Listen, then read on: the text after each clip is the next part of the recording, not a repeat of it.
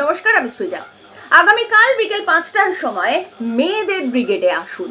কি হবে সেই মেয়েদের ব্রিগেডে?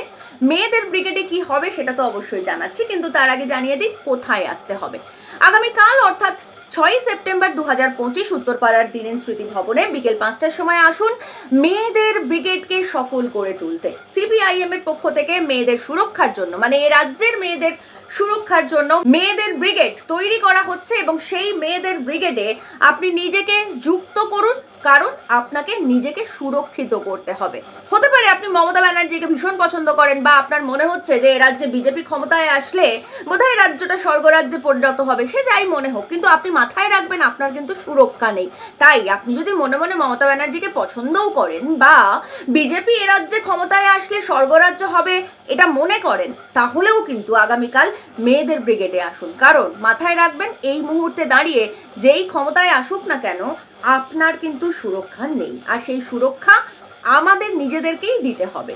এই যে মেয়েদের ব্রিগেড, এটা গড়ে তুলেছে সিপিআইএম, ঠিক কথা, কিন্তু এর সঙ্গে রাজনীতির থেকেও অনেক বেশি জনসচেতনতার প্রয়োজন রয়েছে। জনসচেতন মানুষের সংযোগের প্রয়োজন রয়েছে। বিশেষ করে এ রাজ্যের মহিলারা যারা এই মুহূর্তে এক ফোঁটা সুরক্ষিত নয়, তাদের সচেতনতা এবং তাদের স্বতঃস্ফূর্ত যোগদানের প্রয়োজন রয়েছে। তবেই এ রাজ্যে যে দুর্বৃত্তায়ন হচ্ছে, সেই দুর্বৃত্তায়নের হাত থেকে আমরা মহিলারা মুক্তি পাবো। কি হবে সেই ব্রিগেডে? সেই ব্রিগেডে আসলে আমাদের একটা মহিলাদের ব্রিগেড তৈরি হবে। আপনাদেরকে একটা স্ক্যানার দেওয়া হবে, সেই স্ক্যানারের মাধ্যমে সেই ব্রিগেডে আপনারা নিজেদেরকে সংযুক্ত করবেন এবং তারপর কোনো রকম বিপদের আঁচ পেলে আপনি সেখানে ইনফর্ম করবেন। আমরা মহিলারাই আমাদের পাশে দাঁড়াবো, কারণ এ রাজ্যে এই মুহূর্তে দাঁড়িয়ে প্রশাসন বলে আর কিছু নেই। আমরা দেখেছি মাত্র কয়েক মাস আগে অনুব্রত মণ্ডল কিভাবে পুলিশের মা বউকে ভাষায় গালিগালাজ করেছে, অপমান করেছে, কিন্তু তারপর কি হয়েছে? তারপর অনুব্রত মণ্ডলের ক্ষমতা আরো খানিকটা বেড়ে গেছে। অনুব্রত মণ্ডল দিদিরা আরো খানিকটা কাছাকাছি চলে এসছে। কেন? কারণ আর মাত্র কয়েক মাস পরে বিধানসভা ভোট, আর এই মুহূর্তে দাঁড়িয়ে কেষ্টকে যদি চটিয়ে দেয় মমতা ব্যানার্জি একবার, তাহলে ভোটে জেতা প্রায় অসম্ভব ওই বীরভূম এলাকা থেকে। তাহলে কি করতে হবে? তাহলে এই কেষ্ট যতই অপমান করে থাকুক না কেন, তাকে আরো বেশি ক্ষমতা দিতে হবে, তার সিকিউরিটি আরো বেশি বাড়িয়ে দিতে হবে। এভাবেই চলছে এই রাজ্যটা। আর এই রাজ্যটা যে এভাবে চলছে সেটা এই মুহূর্তে নতুন কিছু ঘটনা নয়। এই রাজ্যটা এভাবে চলছে 2011 সালে যখন মমতা ব্যানার্জির সরকার ক্ষমতায় এসেছিল, ঠিক তখন থেকে। যে মুহূর্তে দাঁড়িয়ে মমতা ব্যানার্জি ভবানীপুর থানা থেকে দুষ্কৃতীদের ছাড়িয়ে এনে বলেছিলেন আমি গুন্ডা কন্ট্রোল করতে পারি, সেই মুহূর্ত থেকেই এ রাজ্যের প্রশাসনিক সমস্ত দায়িত্বভার পুলিশের কাছ থেকে একেবারে সোজা চলে গেছে গুন্ডাদের হাতে। তাহলেই ভাবুন, যে রাজ্যের পুলিশ নিজের বউ মায়ের সম্মান রক্ষা করতে পারে না, সে রাজ্যের পুলিশ কি আপনার আমার সম্মান রক্ষা করবে? না, করবে না। কারণ আমরা ইতিমধ্যেই এর প্রমাণ পেয়েছি। 2011 থেকে 2025 গত 15 বছরে কতগুলো ধর্ষণ হয়েছে তার কোনো হিসেব রয়েছে? হ্যাঁ, খাতায় কলমে হয়তো হিসেব আপনার কাছে রয়েছে কয়েকটা, ঠিকই। আপনি এখন বলবেন কামদুনির কথা, আপনি পার্ক স্ট্রিটের কথা বলবেন, হাঁসখালির কথা বলবেন, সাম্প্রতিককালে কসবা ল কলেজের কথা বলবেন, কিন্তু মাথায় রাখবেন যে এই যে ধর্ষণগুলো হয়েছে, এই রিপোর্টের ধর্ষণগুলো আসলে কিছু না, একটা নগণ্য সংখ্যা মাত্র। এর বাইরে প্রতিদিন প্রতি মুহূর্তে এ রাজ্যের মহিলারা ধর্ষিতা হয়ে যাচ্ছেন। অনেক ক্ষেত্রেই মহিলারা পুলিশের কাছে যেতে পারেন না, বিভিন্ন সামাজিক চাপ থাকে, কখনো বাড়ির চাপ, কখনো শ্বশুর বাড়ির চাপ। কারণ তুমি ধর্ষিতা হয়েছো এটা পুলিশ জানতে পারলে, পাড়া প্রতিবেশী জানতে পারলে বাড়ির লোকের মান সম্মান নষ্ট হয়ে যাবে। তো সেক্ষেত্রে মহিলা কি করবেন?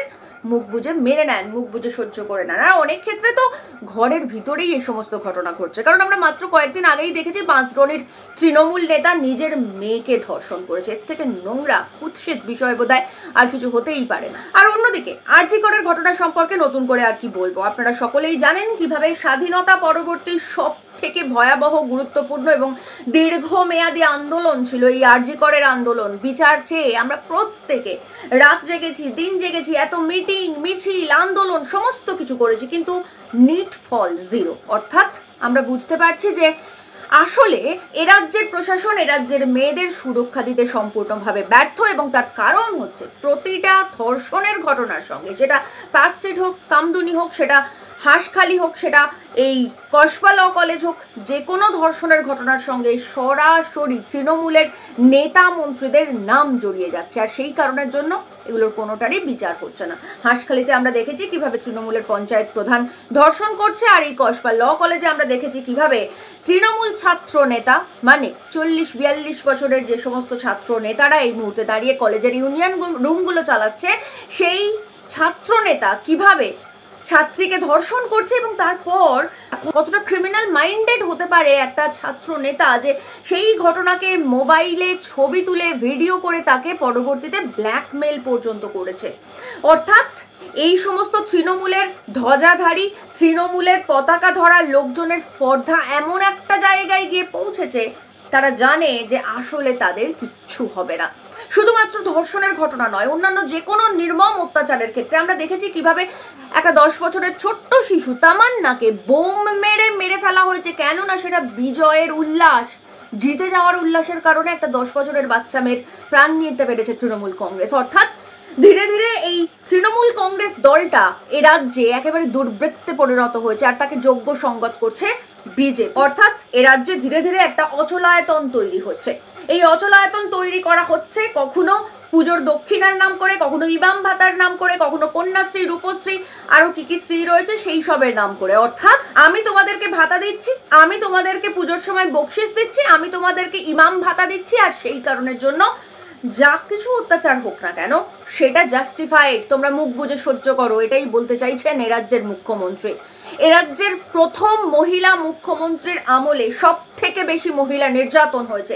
এ রাজ্যের প্রথম মহিলা মুখ্যমন্ত্রীর আমলে মহিলাদের রাত দখল করতে হয়েছে। এর থেকে বড় লজ্জার বোধহয় আর কিছু হতে পারে না। কিন্তু এই লজ্জা 15 বছরে অনেক হয়েছে, এই লজ্জা আর নয়। এই লজ্জাকে এবার শেষ করতে হবে, এই লজ্জাকে এবার টুটি টিপে মারতে হবে। আর সেই কারণের জন্য আমরা প্রশাসনের সাহায্যের তোয়াক্কা এই মুহূর্তে করছি না। আমরা মহিলারা একাই 100, আমরা মহিলারা একে অপরের পাশে এসে দাঁড়াবো, আমরা একে অপরের সঙ্গে জোট বাঁধবো, এবং আমরা বেঁধে থাকবো ততদিন পর্যন্ত যতদিন পর্যন্ত না আইনের শাসন এ রাজ্যে আবারও পুনঃপ্রতিষ্ঠা হয়। আমি আবারও বলছি আপনাদের, হতে পারে আপনি মমতা ব্যানার্জির ফ্যান, বা আপনি চাইছেন যে মমতা ব্যানার্জি চলে গিয়ে এ রাজ্যে বিজেপি ক্ষমতায় আসলে রাম রাজ্য হয়ে যাবে, এ রাজ্যটা একেবারে স্বর্গরাজ্য হয়ে যাবে। হোক, আপনি ভাবুন মনে মনে, কিন্তু মাথায় রাখবেন আপনার সুরক্ষা নেই। আপনি যতক্ষণ না সুরক্ষিত হচ্ছেন ততক্ষণ পর্যন্ত কোনো সরকারেরই তাবেদারি করতে পারবেন না। তাই যাকেই মনে মনে ভালোবাসুন না কেন, আর যাকেই ভোট দিন না কেন, নারীর সুরক্ষার কথা মাথায় রেখে, নিজের সুরক্ষার কথা মাথায় রেখে, আপনার মা, বোন, মেয়ের সুরক্ষার কথা মাথায় রেখে আসুন আগামীকাল আমরা জোট বাঁধি। আমরা দেখি কত বড় অপশক্তি মহিলাদের বারবার এভাবে মাটিতে দোলে পিষে মারতে চেষ্টা করতে পারে। না, আমরা আর এটা হতে দেব না। আমরা জানি সামনেই মহালয়া, মা দুর্গার অসুর বধের আগে আমরা এ রাজ্যের দুর্বৃত্তদের বধ করব, আর সেই কারণের জন্যই আগামীকাল দেখা হচ্ছে উত্তরপাড়ার দিনেন স্মৃতি ভবনে মেয়েদের ব্রিগেডে।